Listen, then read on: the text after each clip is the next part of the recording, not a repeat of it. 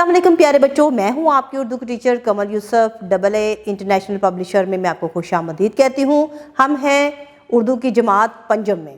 تو پیارے بچوں، آج ہم جو سبق پڑھیں گے اس کا عنوان ہے وادی کمراٹ کی سیر۔ جی، بہت ہی خوبصورت وادی ہے جس کے بارے میں آج ہم پڑھنے جا رہے ہیں۔ تو پیارے بچوں، کیا کبھی آپ نے سیاحتی مقامات کی سیر کی ہے؟ کیا آپ کبھی اس ایسے ٹھنڈے مقامات پر سیر و تفریح کرنے کے لیے گئے ہیں؟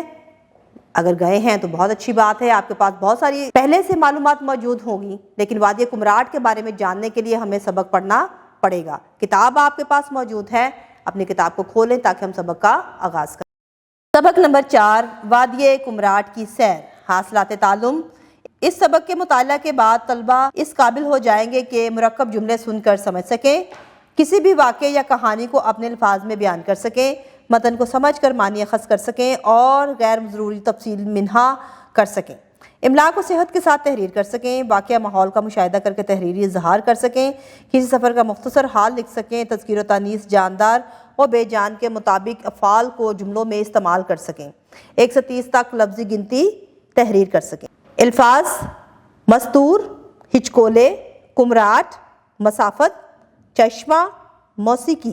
پڑھائی کرتے ہیں۔ موسم گرما کی تعطیلات کا آغاز ہوتے ہی گھر والوں نے شمالی علاقہ جات کی سیر کو جانے کا منصوبہ بنایا۔ اتفاق رائے سے صوبہ خیبر پختونخوا کی ایک مستور وادی کمراٹ کی سیر کو جانے کا فیصلہ قرار پایا۔ بھائی جان نے بتایا کہ یہ ضلع اپر دیر میں واقع ایک خوبصورت قدرتی مقام ہے۔ اس کو پاکستان کی خوبصورت ترین وادیوں میں شمار کیا جاتا ہے۔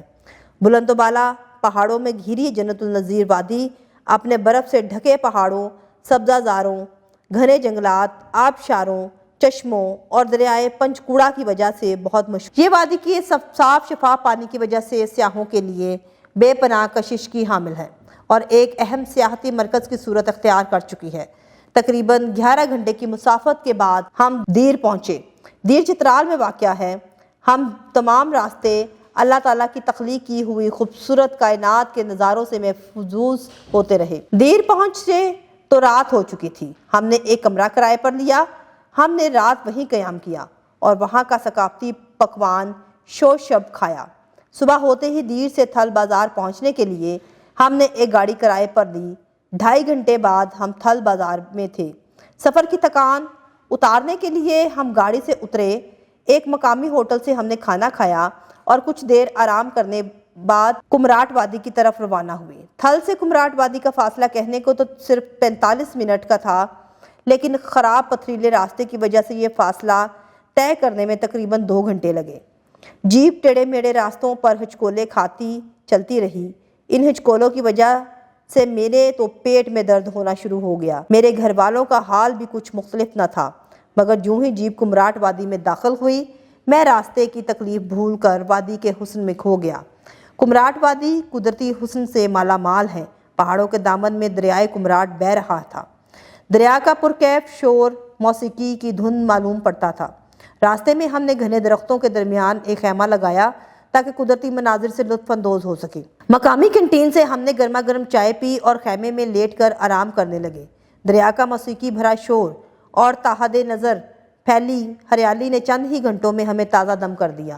کچھ دیر بعد ہم اٹھے اور 20 منٹ کی مسافت طے کرنے کے بعد کمراٹ آبشار پہنچ گئے۔ پہاڑوں سے نکلتی اس آبشار کا پانی اتنا ٹھنڈا تھا کہ ہم تو 1 منٹ بھی اس آبشار میں نہ ٹھہر سکے۔ 1 گھنٹے کی مسافت طے کر کے ہم کالا چشمہ کے مقام پر پہنچے۔ ہمیں حیرت ہوئی کہ کالا چشمہ کا پانی کالا تھا ہی نہیں، پھر اسے کالا چشمہ کیوں کہا جاتا ہے؟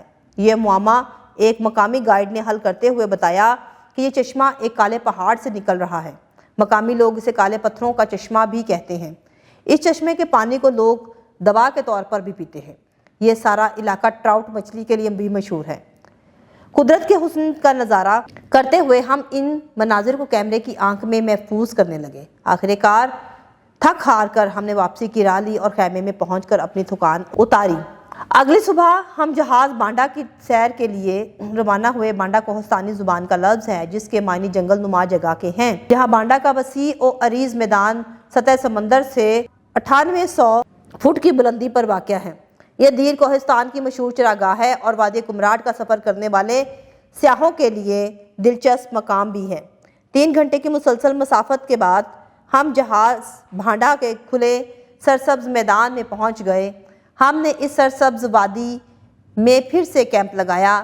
رات ہوئی تو آسمان نے وہ منظر دکھائے جس نے ہمیں محو حیرت کر دیا۔ صاف و شفاف آسمان پر ہر طرف ستارے بکھرے ہوئے تھے، لگتا تھا کہ کسی نے سیاہ چادر پر موتیوں بھرا تھال الٹ دیا ہو۔ صبح ہوئی تو روئی کے گالوں جیسے بادل ہمارے اتنے قریب تھے کہ بس ہاتھ بڑھاؤ اور پکڑ دو۔ ان نظاروں کو دیکھتے دیکھتے سارا دن گزر گیا۔ اگلی بار کٹورا جھیل دیکھنے کی خواہش کے ساتھ ہم نے واپسی کا سفر اختیار کیا۔ نئے الفاظ مائننگ، منصوبہ، تدبیر، طریقے عمل، پرکیف، پرلطف، ہریالی، سبزہ، مستور، چھپا ہوا، دشوار گزار، مشکل، نظارہ، منظر، حسین، خوبصورت، چراگاہ، گھاس کا میدان، سبزہ زار۔ جی تو پیارے بچوں، آج کا سبق وادی کمراٹ کی سیر ہم نے پڑھا۔ امید کرتی ہوں کہ آپ نے بہت لطف اندوز ہوتے ہوئے اس سبق کو پڑھا ہوگا اور وادی کمراٹ کے بارے میں بہت ساری معلومات حاصل کی ہوں گی۔ تو پیارے بچوں، اگلے سبق میں دوبارہ حاضر ہوتی ہوں، آپ سے پھر ملاقات ہوگی نئے سبق کے ساتھ۔ تب تک کے لیے اپنا بہت سارا خیال رکھیے گا۔ اللہ حافظ۔